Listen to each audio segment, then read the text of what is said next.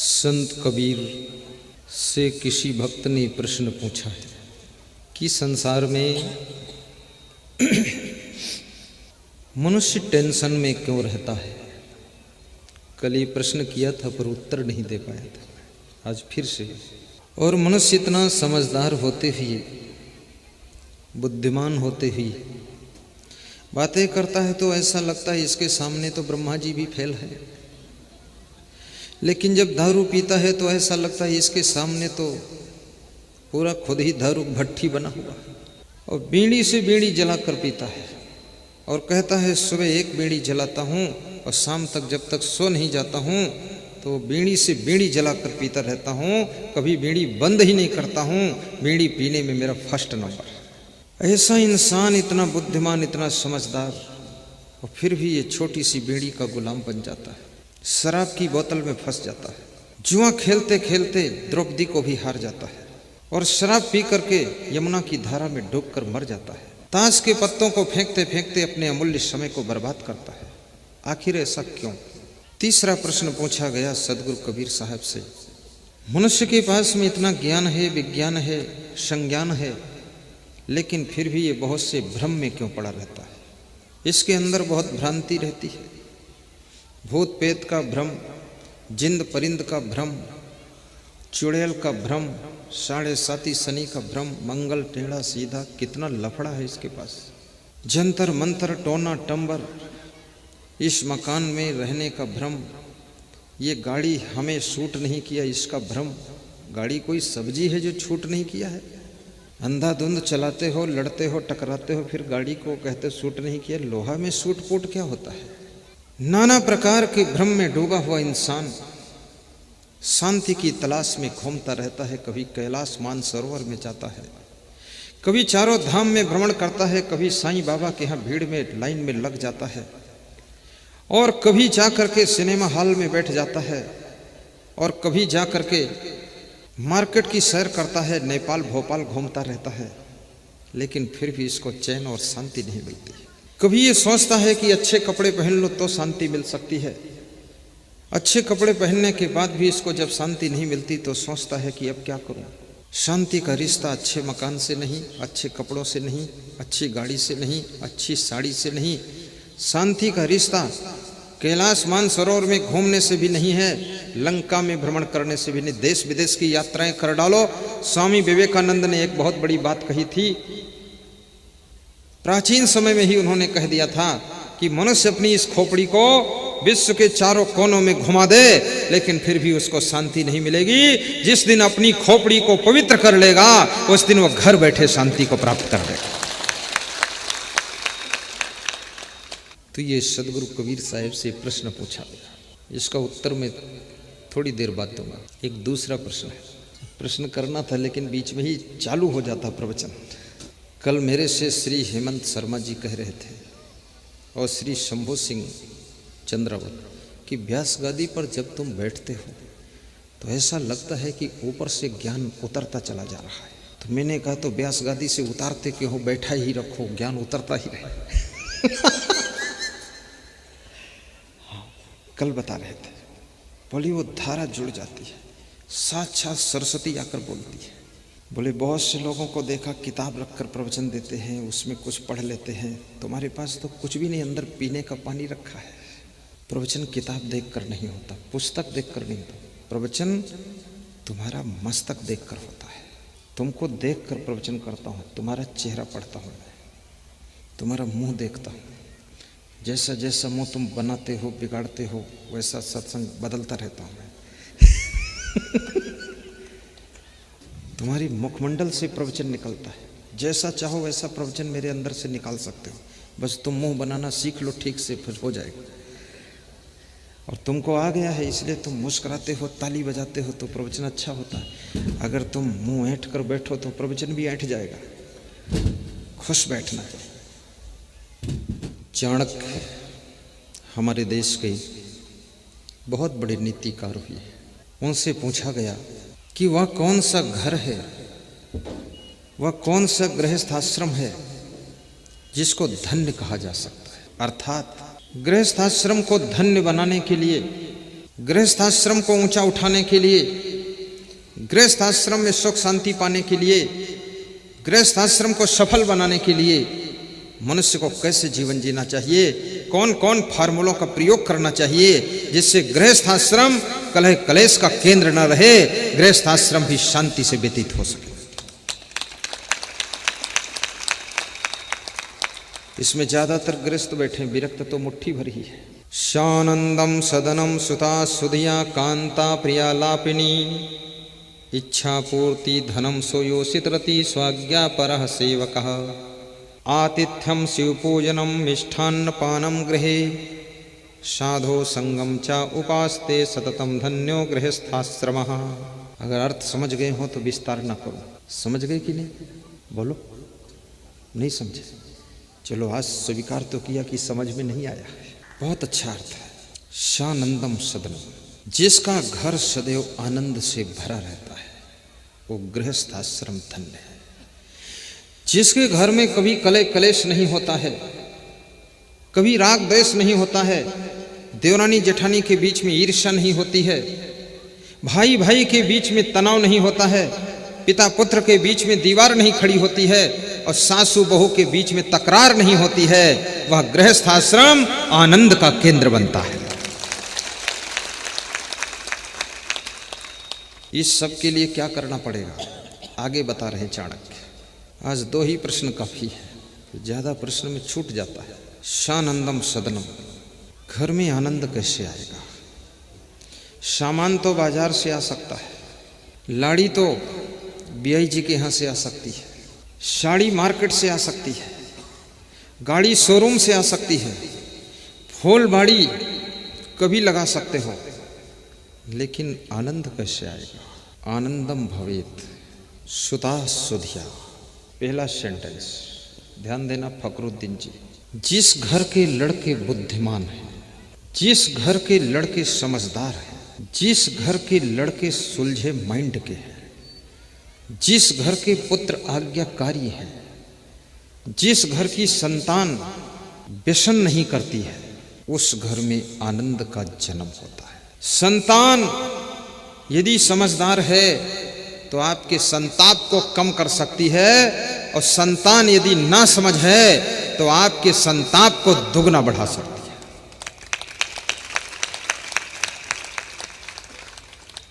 मनुष्य जितना अपने शत्रु से दुखी नहीं है, उससे ज्यादा अपने पुत्र से दुखी है। शत्रु तो कभी कभी दुख देता है और पुत्र तो सुबह शाम भाला भौंकता रहता है। अगर ना समझ पुत्र है, और पुत्र कैसे समझदार होगा? एक छोटी सी कथा सुनाओ। किसी राज घराने में एक दासी काम करती थी, तो दासी ने देखा कि राजा साहब के चेहरे पे उदासी है, राजा साहब की आंखें प्यासी हैं, और मैं इस घर की दासी हूँ। तो उसने राजा साहब से पूछा, राजा साहब, मैं बहुत दिनों से देख रही हूँ आपका मन बड़ा उदास रहता है, चिंतित रहता है, ऐसा क्यों? तो राजा ने कहा, चिंता में हूं इसलिए चिंतित रहता हूं। बोले, चिंता का कारण क्या है? तो राजा ने कहा, एक ही बेटा है और कुसंगत में फंस गया है, 16 साल की उम्र है, शराब पीता है, वेश्यालय जाता है, होटलों में खाता है, न जाने क्या क्या कुकर्म करता है, जुआ खेलता है, सट्टा पे दांव लगाता है, पास में बैठता नहीं है, समझाओ तो समझता नहीं है, डांटो तो आंखें गुरेरता है, लड़ने को तैयार हो जाता है, ज़्यादा टाइट करो तो जहर खाने की धमकी देता है, कहता है ज़्यादा कहोगे तो लाश पाओगे, तो बड़ी टेंशन है।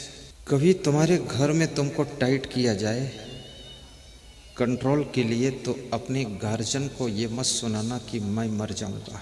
ये मरने की धमकी दे करके बुरे कर्म करने की कोशिश करना, तो याद रखना मरने के पहले ही तो मरे जैसे ही जिंदगी जियोगे, तुम्हारी जिंदगी में भी जिंदापन दिखाई नहीं देगा। अगर तुम्हारे घर के लोग तुमको ठीक से टाइट कर देंगे, अगर नट बोल्ट टाइट ना हो तो मोबिल ऑयल टपक जाता है और इंजन बर्बाद हो जाता है। अगर आप भी ठीक से टाइट नहीं किए गए तो आपका भी जिंदगी का इंजन फेल खा जाएगा।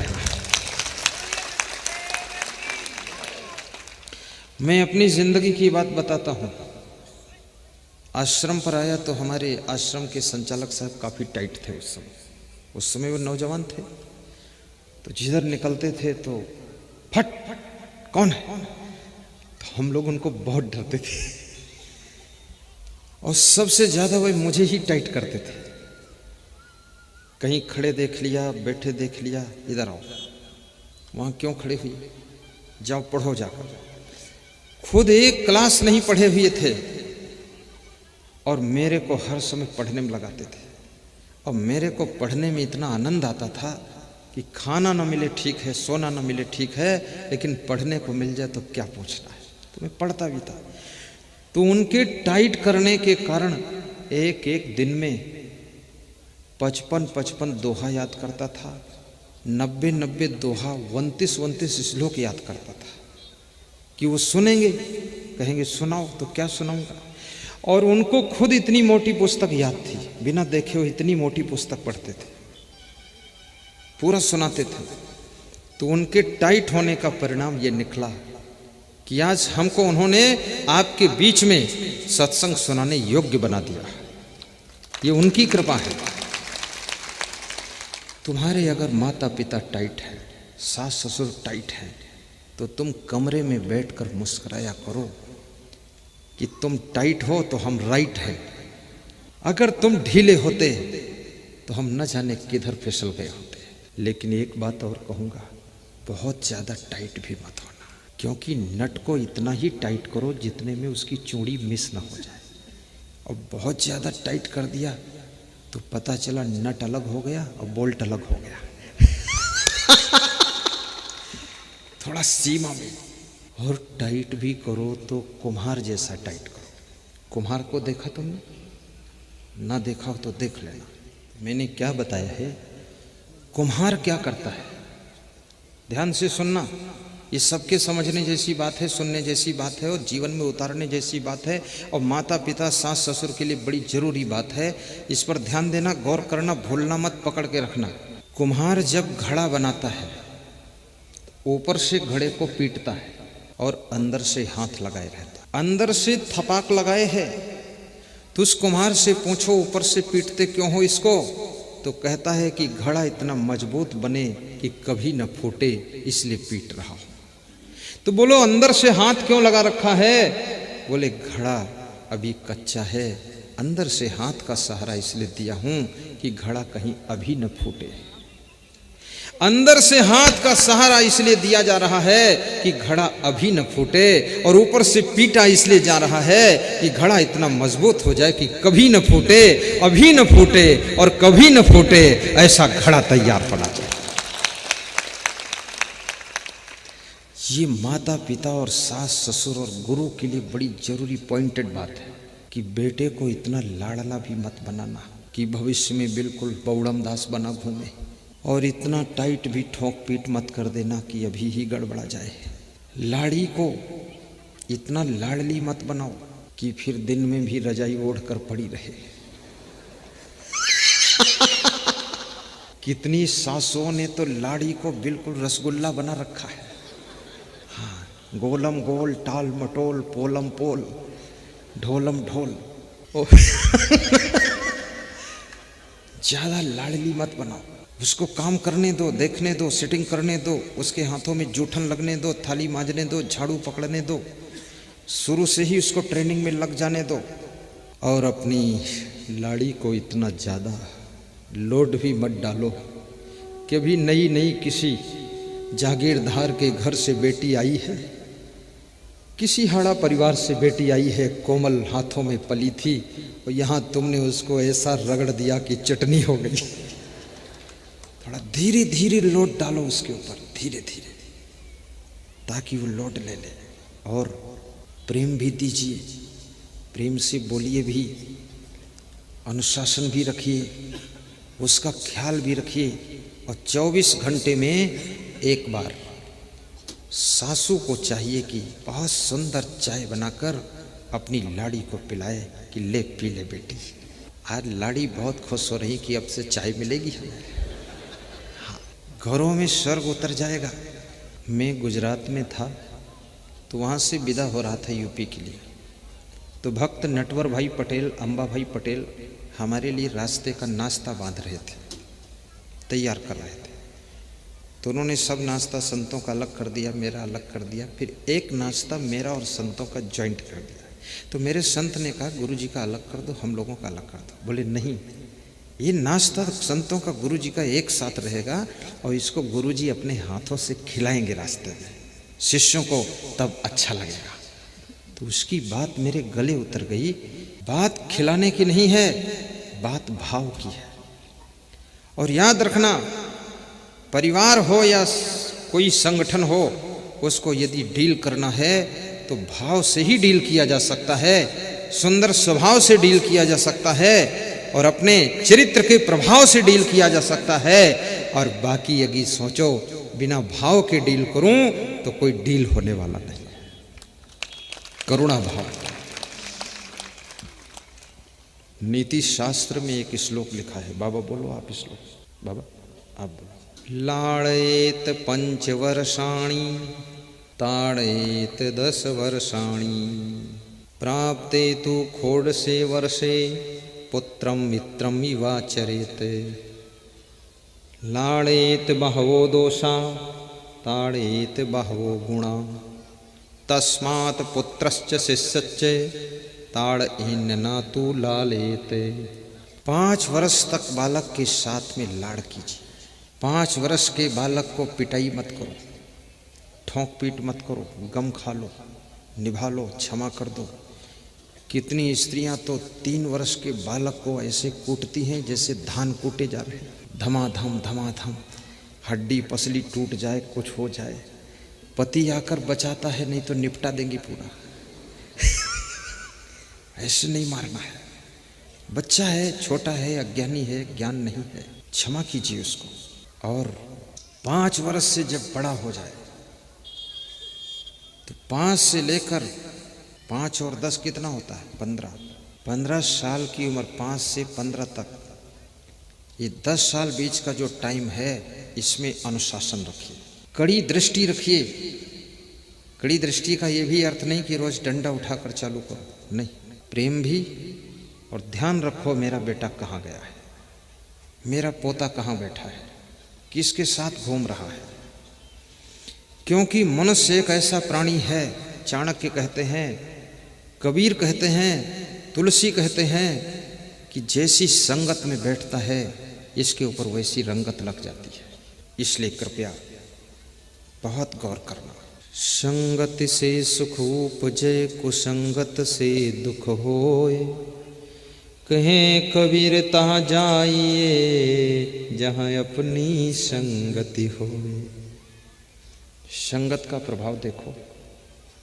चींटी फूल की संगत करती है तो भगवान के मंदिर में भगवान के ऊपर चढ़ जाती है। चींटी को भगवान के ऊपर कौन चढ़ने देगा? चींटी को संत जी के ऊपर कौन चढ़ने देगा? चढ़ रही हो तो लोग टांग पकड़कर उतार देंगे, उतर, वहां कहाँ जा रही। लेकिन फूल की संगत किया है, फूल के साथ बैठी है, फूल के अंदर बैठी है, तो चींटी भगवान के ऊपर चढ़ जाती है। और फिर भगवान के ऊपर चढ़ाया हुआ 56 प्रकार का भोग भगवान लगाता है, कहीं नहीं लगाता है तो कोई जानता नहीं है, लेकिन चींटी प्रेम से बैठकर भोग भी लगाती है। फूल की संगत के प्रभाव से चींटी भगवान के भोग को खुद लगा देती है। और वही चींटी जब धूल की संगत करती है तो राहगीरों के पैरों से रौंद कर मार दी जाती है। और वही चींटी जब जलती हुई लकड़ी की संगत करती है, आग में जल करके मर जाती है। चींटी वही है। संगत बदल गई तो चींटी की जिंदगी के परिणाम बदल गए। इंसान वही है। चोर के साथ में बैठ जाओ तो पुलिस के 4 डंडे फालतू खा जाओगे, और संत के साथ में बैठ जाओ, सफेद कपड़े पहन करके, पाजामा कुर्ता ही पहन लो, तो संत के पैर कोई छुएगा तो तुम्हारे भी पैर छूने के लिए झुक जाएगा। ये संगत का प्रभाव होता है। इसलिए हमेशा अच्छी संगत में बैठिए। तो मैं आपको बता रहा था कि राजा साहेब के चेहरे पर बहुत उदासी थी, क्योंकि उनका बेटा बिगड़ गया।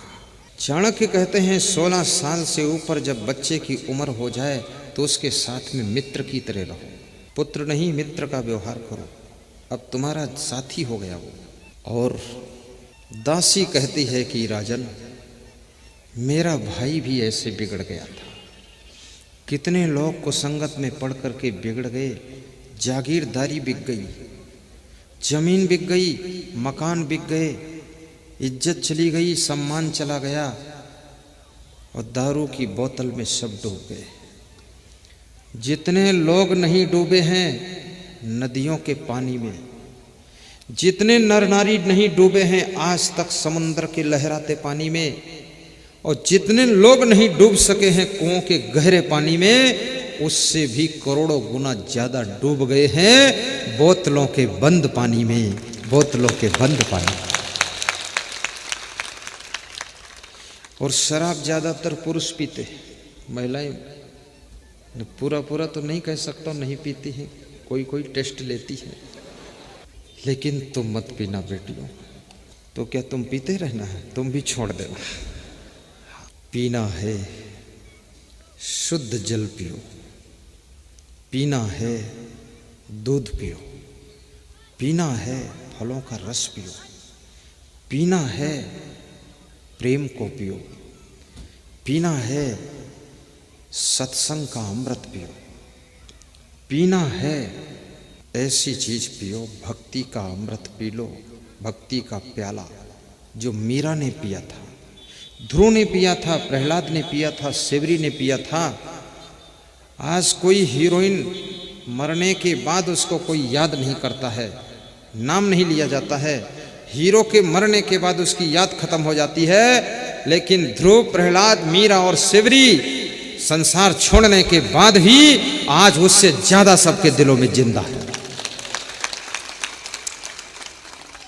इसलिए मैं बेटियों से कहूंगा, राजमहल में यदि रहती हो तो मीरा बनकर भक्ति करना, यदि झोपड़ी में तुम्हारा निवास है तो सेवरी की तरह भक्ति करना, तुम ध्रुव और प्रहलाद बनकर भक्ति करना, राम बन करके विश्वामित्र जैसे गुरु की सेवा करना, कृष्ण बन करके संदीपन गुरु के चरणों में बैठ करके भक्ति करना, कभी राम बन के कभी कृष्ण बन के चले आना, प्रभु जी चले आना। गीत है ना, आप कहो तो गा दूं, गाऊं? फ्री में थोड़े गाऊंगा, कुछ लूंगा। कभी राम बन के कभी श्याम बन के चले आना, प्रभु जी चले आना। कभी राम बन के कभी श्याम बन के चले आना, प्रभु जी चले आना। तुम राम रूप में आना, तुम राम रूप में आना। सीता साथ लेके धनुष हाथ लेके चले आना, प्रभु जी चले आना। सीता साथ लेके श्री शंभू सिंह चंद्रावत भाव से चले आना, गुलाब सिंह प्रभु जी चले आना। कभी राम बन के कभी श्याम बन के चले आना, प्रभु जी चले आना। कबीर बन के महावीर बन के चले आना, प्रभु जी चले आना। तुम कृष्ण रूप में आना, तुम कृष्ण रूप में आना। राधा साथ लेके मुरली हाथ लेके चले आना, प्रभु जी चले आना। राधा साथ लेके मुरली हाथ लेके चले आना, प्रभु जी चले आना। कभी राम बन के कभी श्याम बन के चले आना, प्रभु जी चले आना। कभी राम बन के कभी श्याम बन के जोर से गाओ। चले आना प्रभु जी चले आना। तुम क्षमा रूप में आना, तुम क्षमा रूप पिंकी गुजर में यही नाम है ना। तुम क्षमा रूप में आना, तुम क्षमा रूप में आना। सुख करता बन के दुख हरता बन के चले आना गुरु जी चले आना। सुख करता बन के दुख हरता बन के चले आना गुरु जी चले आना। कभी राम बन के कभी श्याम बन के धन्य हो। जय हो तमर सिंह भाड़ा, जोर से बोलो। कभी राम बन के कभी श्याम बन के चले आना प्रभु जी चले आना। तुम राम रूप में आना, तुम राम रूप में आना। सीता साथ लेके धनुष हाथ लेके, बहुत सुंदर आनंद आ गया। ढाबा धुआं चले आना। चाणक्य जो कि भारत देश के बहुत बड़े विख्यात नीतिकार हुए। शानंदम सदनम सुता सुधिया कांता प्रिया लापिनी, इच्छा पूर्ति धनम सोयोसित रति स्वाज्ञा परः सेवकः। आतिथ्यम प्रदिनम मिष्ठान्न पानम गृहे, साधो संगम उपास्ते चा सततम धन्यो गृहस्थाश्रमः। वह कौन सा गृहस्थाश्रम है जिसको धन्य कहा जा सकता है? वह कौन सा घर है जिसमें सदैव आनंद मंगल रहता है? उसकी क्या पहचान होती है? सबसे पहली पहचान, जिस घर के लड़के समझदार हैं, जिस घर के पुत्र मित्र की तरह अपने माँ बाप के साथ व्यवहार करते हैं, शत्रु की तरह व्यवहार नहीं करते, उस घर में सदैव आनंद रहता है और वह गृहस्थ आश्रम धन्य कहा जाता है। और याद रखना, यदि तुमने अपने माता पिता के साथ में दुर्व्यवहार किया है तो आपके बेटा और आपकी बेटी वो भी आपको वही परिणाम देने वाले हैं। क्योंकि मनुष्य जो भी कर्म करता है, किसी के साथ में कर्म करे, लेकिन उस कर्म का फल उसी के पास में आता है। आप सूरज के ऊपर धूल झोंक दो, वो धूल सूरज तक तो नहीं जाएगी, लेकिन थोड़ी ही देर में तुम्हारे सिर के ऊपर सब गिर जाएगी। इसलिए कभी सास ससुर को सताना मत, माता पिता को दुखाना मत। नहीं चाहिए दिल दुखाना किसी का, सदा ना रहेगा जमाना किसी का।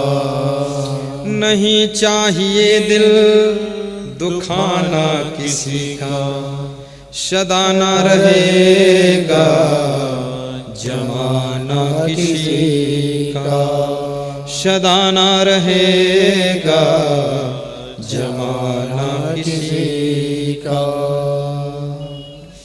सुख और दुख में गुजर कर न सीखे, अपनी कमाई में बसर कर न सीखे।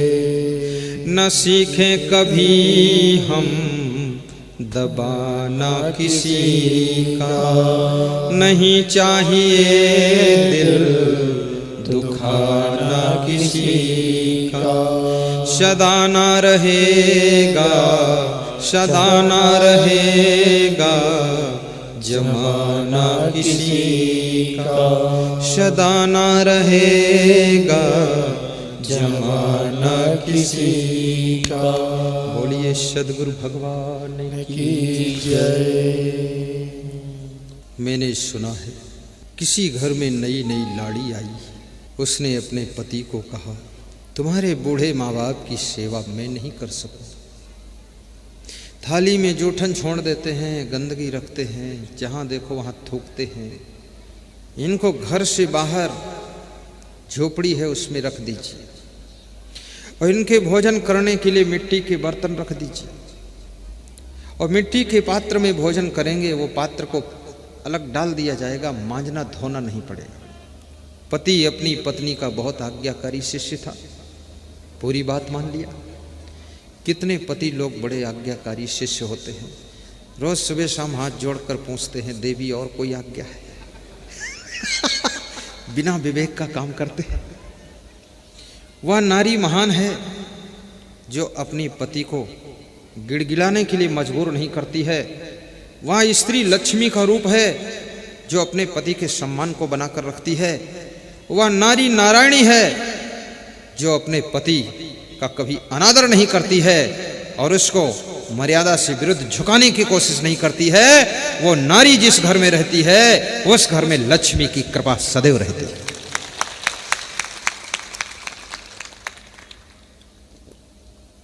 रिश्तों की भी मर्यादा होती है, उम्र की मर्यादा होती है। धनम वृद्धा, बलम वृद्धा, आयु वृद्धा, ज्ञानम वृद्धा। श्रीमद् भगवत में कहा गया है कि आयु में जो बड़ा है उसको भी बड़ा मानना चाहिए, धन में जो बड़ा है उसको भी बड़ा मानना चाहिए, बल में बड़ा है उसको बड़ा मानना चाहिए, जो बुद्धि में बड़ा उसको बड़ा मानना चाहिए और जो ज्ञान में बड़ा है उसको सब बड़ों में सबसे बड़ा मानना चाहिए।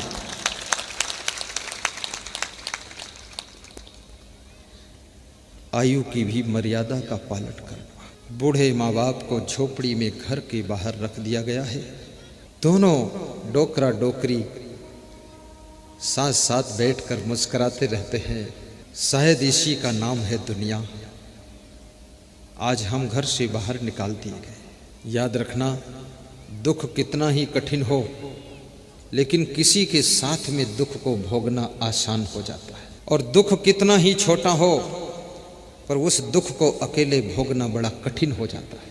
1 किलोमीटर भी पैदल चलना, अकेले पैदल चलना बड़ा कठिन हो जाता है, लेकिन 20 किलोमीटर भी सबके साथ साथ में पैदल चलना आसान हो जाता है। गिरिराज की परिक्रमा लोग करते हैं, अयोध्या में परिक्रमा करते हैं, नैमिषारण्य मिश्रिक में परिक्रमा करते हैं, लाखों लोग एक साथ में परिक्रमा करते हैं, तो सैकड़ों किलोमीटर की परिक्रमा, 15-15 किलोमीटर की परिक्रमा हंसते हंसते पूरी हो जाती है। और 1 किलोमीटर यदि अकेले चलना पड़ जाए तो भी भारी पड़ जाता है। याद रखना, दुख भी साथ साथ भोगा जाए तो दुख भी सुख में बदल जाता है।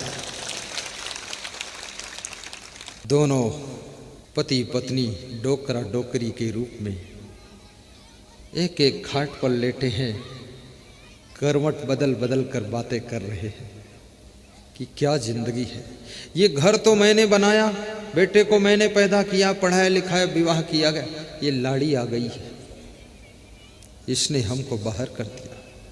कोई बात नहीं, खुश हैं, मिट्टी के पात्र में भोजन कर रहे हैं। जिन्होंने चांदी की थालियां खरीद कर घर में रखा था, आज उनकी किस्मत में मिट्टी का पात्र है। याद रखना, किस उम्र में, किस वर्ष में, किस सप्ताह में, किस दिन में आपकी किस्मत का सितारा किधर को चेंज हो जाए कुछ पता नहीं। तुम क्या से क्या बन जाओ। बहुत दुखी भी हो जाते हैं। एक दिन उनका पोता घूमते घूमते वहां आया और पोता को देख करके गले लगा लिया। दादा दादी ने कहा, तेरा सहारा है, तू 2-4 साल में बड़ा हो जाएगा तो कुछ सुख मिलेगा। तो उस पोता ने कहा, दुख क्या है? बोले, दुख ये कोई कम है, ये महल बनाया हुआ मेरा है और झोपड़ी में मैं डाला गया हूँ। चांदी की थालियां खरीद कर रखा हूँ, उनमें तेरी माँ तेरा पिता खाता है भोजन और मुझे मिट्टी के बर्तन में भोजन देता है, ये कोई कम दुख है? मच्छर काट रहे हैं यहाँ, गर्मी लगती, पंखा नहीं यहाँ, फ्रिज का ठंडा पानी नहीं यहाँ, वो मटके में रखा पानी है, गंदा फंदा पीना पड़ता है। तो उस पोता ने कहा, पोता समझदार था, उसने कहा, मैं 2-4 दिन में ही खेल बदल दूंगा आपका। तो जितने मिट्टी के पात्र थे जिनमें वो भोजन करते थे उनको वो पोता इकट्ठा करके रखता गया। 1 महीने में वह पात्र 100-150 इकट्ठे हो गए। सुबह नाश्ता का पात्र, दोपहर भोजन वाला, फिर शाम भोजन वाला। एक दिन वो लाड़ी अपने पति के साथ में देखने आती है कि सास ससुर का क्या हाल है। हाल बिगाड़ दिया, फिर हाल देख रही हो। जिसकी चाल बिगड़ जाती ना तो उसके साथ में जो भी रहेगा उसका भी हाल बिगड़ जाएगा, और जिसकी चाल ठीक है उसका हाल ठीक रहेगा और उसके साथ जो भी रहेगा उसका भी हाल ठीक हो जाएगा। और जिसकी चाल बिगड़ गई तो उसका खुद का हाल बिगड़ जाता है, और दूसरे जो साथ में जुड़े रहते ना उनका भी हाल बिगड़ जाता है। इसलिए हाल को सुधारना है तो सबसे पहले अपनी चाल को सुधार लो तो हाल अपने आप ठीक हो जाएगा। लोग चलती भाषा में पूछते हैं, कहो क्या हाल चाल है, तो लोग बोलते हैं परफेक्टली ऑल राइट, सब ठीक है, चकाचक है। चकाचक है कि कचाकच है कि खचाखच है, क्या है? क्या हाल कहूँ अपने घर का, क्या हाल कहूँ अपने घर का, सुख साधन है लेकिन चैन नहीं।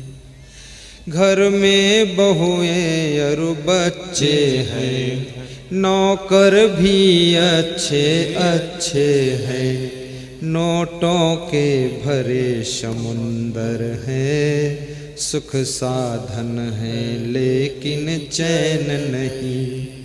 क्या हाल कहूँ अपने घर का, सुख साधन है लेकिन चैन नहीं।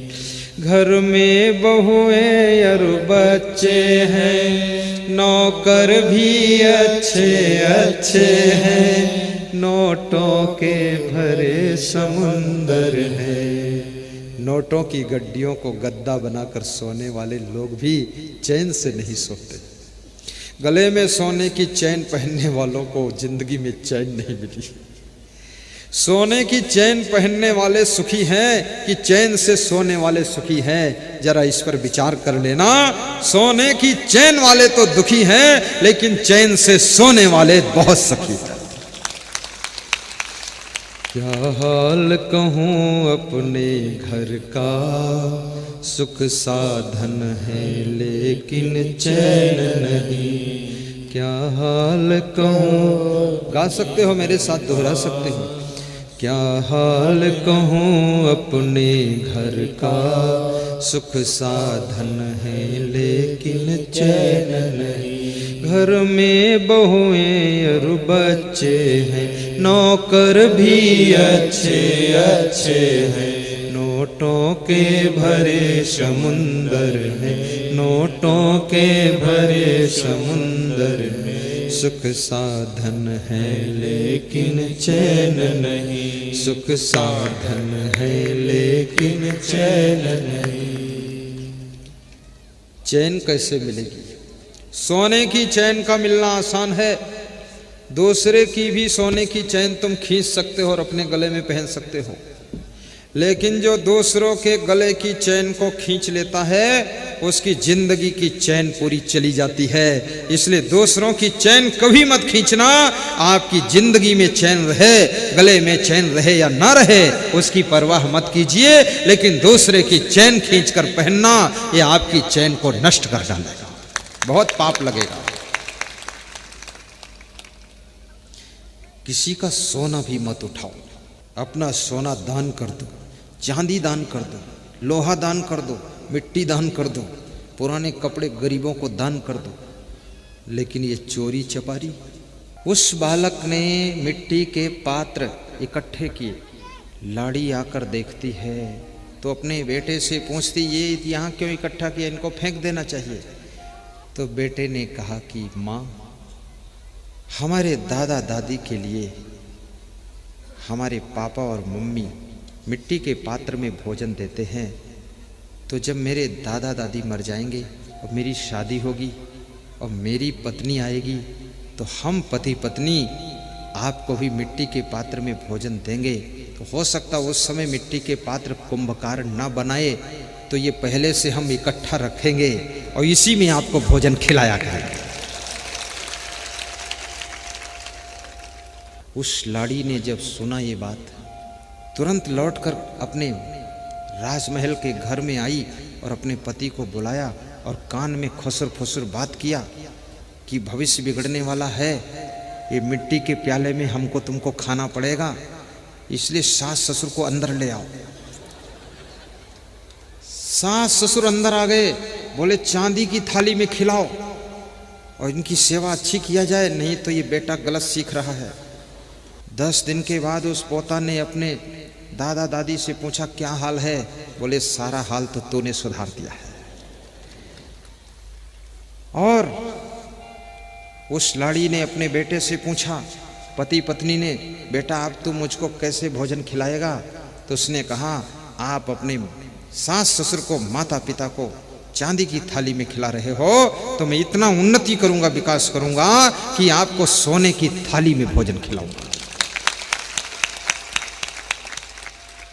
तुम जैसा व्यवहार अपने सास ससुर के साथ करते हो, जैसा बर्ताव अपने बूढ़े माता पिता के साथ करते हो, उसको तुम्हारे बच्चे सीख रहे हैं, देख रहे हैं, सोच रहे हैं, समझ रहे हैं और तुम्हारे साथ भी वैसा ही बर्ताव होने वाला है।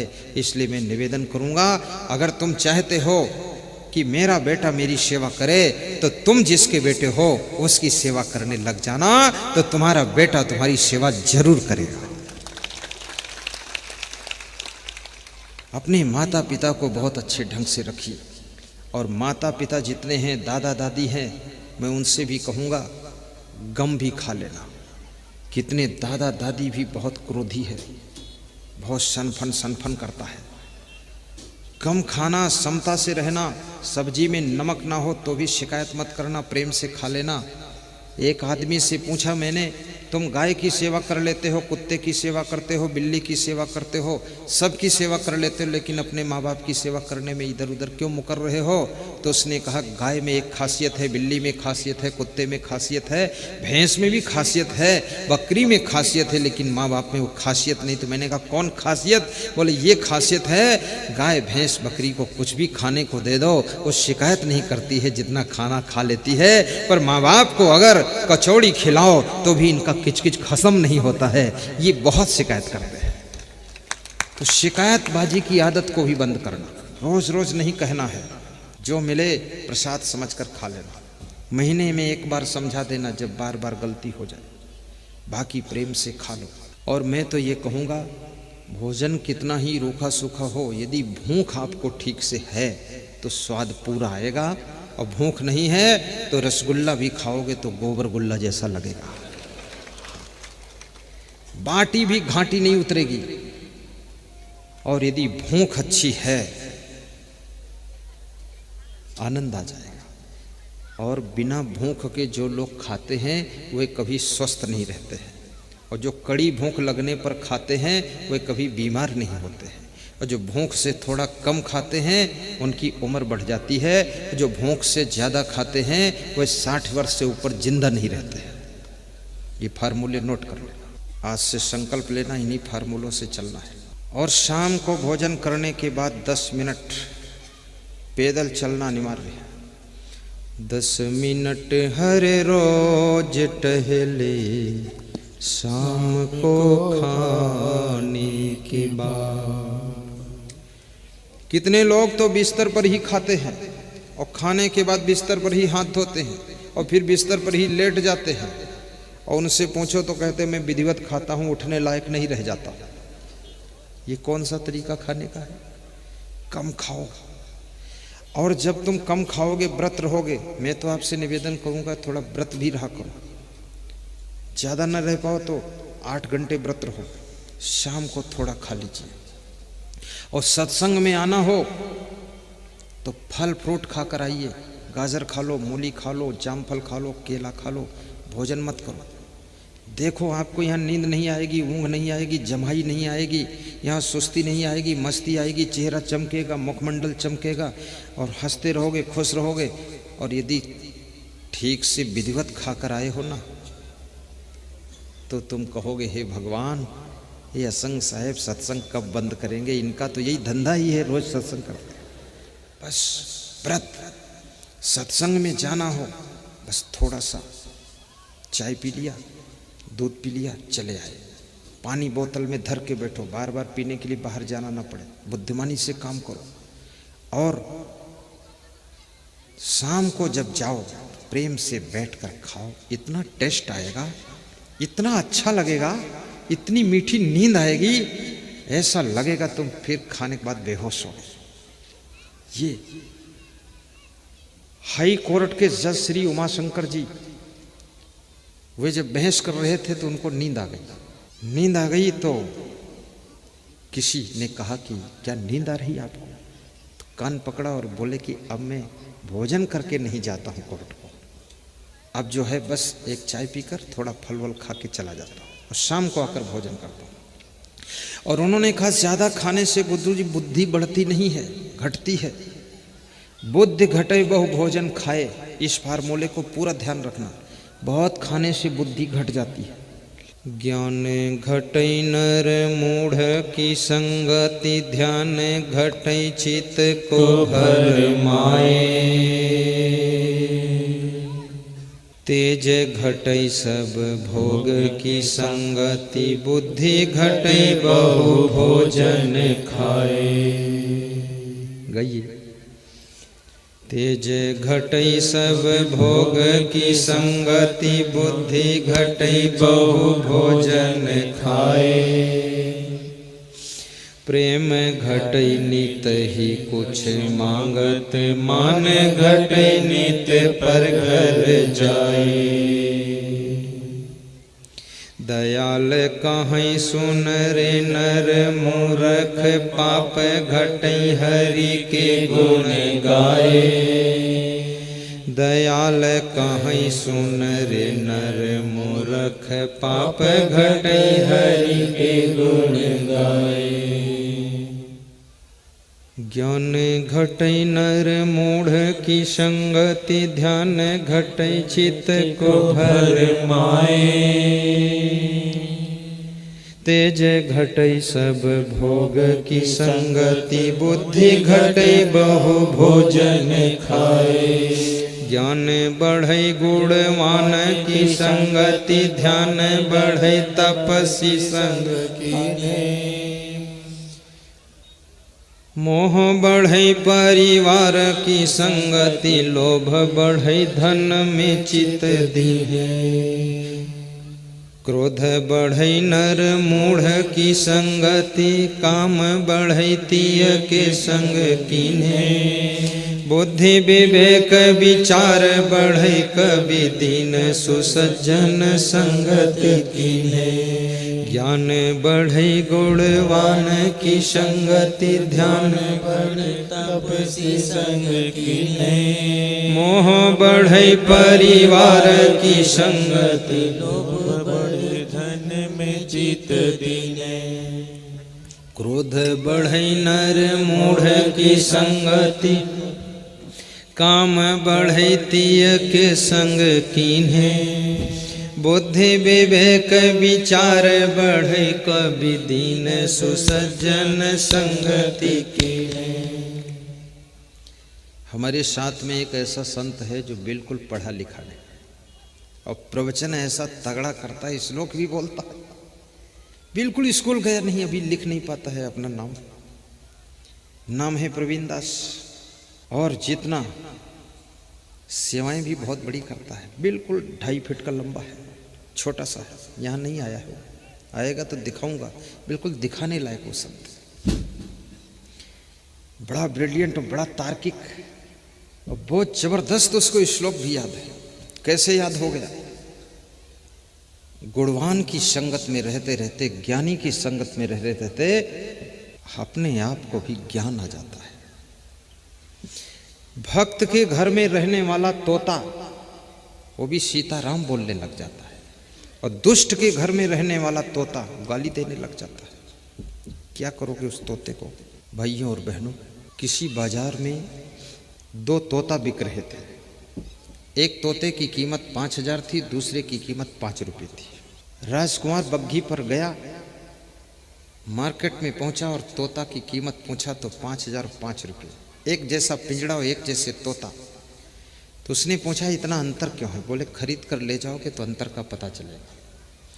बोले एक तोता लूंगा मैं, 5 रुपये वाला दे दो। बोले नहीं, दोनों जोड़ा ही बिकेगा। तो 5005 रुपये के तोता लेकर गए।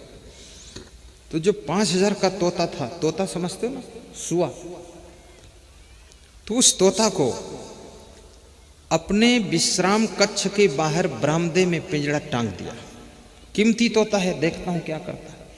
तो सवेरे जब 5 बजे तो तोता जाग कर बैठ गया और बोला, राजा साहेब जय सिया राम, ब्रह्म मुहूर्त है, जागो, भगवान का ध्यान लगाओ।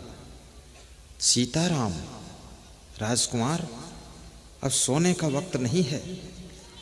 जब राजकुमार जागा तो मीठे मीठे भजन सुनाए उस तोता ने। भजन सुनाने के बाद कहा कि अब जाओ स्नान करके अपना काम करो। तो राजकुमार खुश हुआ कि अरे ये तो 5000 रुपये अदा हो गए, तो बहुत समझदार तोता है। दूसरी रात को उस तोते को हटाकर दूसरी जगह रख दिया, 5 रुपये वाला तोता का पिंजड़ा टांग दिया।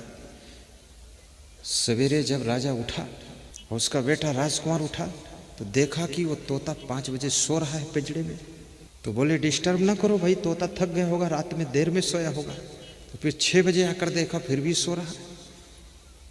तो राजा साहब ने और राजकुमार ने दोनों ने पिंजड़े को खटखटाया कि उठ, सोता है भी। तो उठा और आंखें लाल पीली दिखाया राजा साहब की ओर और कहा, बेवकूफ तेरी ऐसी तैसी मुझको जगाया क्यों, तेरी हिम्मत क्या? और बहुत गालियां दिया, अंड फंड आदर मादर सब बोला। अब राजा को कभी कोई गाली नहीं दिया था, उसने बहुत गाली दी। तो राजा ने कहा, इसको निकालो, इसकी गर्दन ऐंठ कर फेंको, ये तो 5 रुपए की इसीलिए कीमत कम है, तो अंड बंड बोलता है और सुबह 7 बजे तक सोता है। तो उसको पिंजड़े से निकालकर गर्दन ऐंठ कर मारने जा रहे थे। तो दूसरा तोता जो 5000 की कीमत का तोता था, वो रोने लगा, तड़फड़ाने लगा, छटपटाने लगा, बोला मत मारो मत मारो मत मारो राजा साहब, इसने जो गलती किया मैं क्षमा मांगता हूं। ये तोता कोई और नहीं है, ये मेरा छोटा भाई है, हम दोनों सगे भाई हैं। बोले सगे भाई हुए तो बहुत नालायक है, इतनी गंदी गाली दिया, सह नहीं सकता। बोले इसकी गलती नहीं राजा साहब। बोले तो किसकी गलती? मेरी गलती। बोले आपकी गलती नहीं है, इसकी भी गलती नहीं है, और मैंने जो मीठे मीठे भजन सुनाए वो मेरी भी बड़ाई नहीं है। बोले फिर ऐसा क्यों अंतर है? बोले 7 जन्म हुआ था और बचपन से मैं एक महात्मा के आश्रम पर रहता था। तो महात्मा सवेरे उठता था, भजन गाता था, मैंने वहाँ भजन सीखे। और ये बचपन से एक दुष्ट के घर फंस गया, उसके घर में रोज लड़ाई झगड़ा गाली गलौज होता था, तो वही खुराफात सब सीखा है, देर से समझा, इसलिए इसकी कीमत कम है। तोता पंछी भी संत की संगत में रह करके सीताराम बोलता है, मंत्र बोलता है, भजन गाता है, मीठे मीठे गीत सुनाता है, और गलत आदमी की संगत में रह करके तोता भी गाली गलौज देने लग जाता है। तो भाइयों बहनों, तुम तो बहुत बुद्धिमान प्राणी हो, इसलिए नर नारी को गलत संगत में नहीं रहना चाहिए, अन्यथा तुम्हारी भी वाणी बिगड़ जाएगी, बुद्धि बिगड़ जाएगी। संगति से सुख उपजे, कुसंगत से दुख हो, कहे कबीर तहाँ जाइए जहाँ अपनी संगति हो।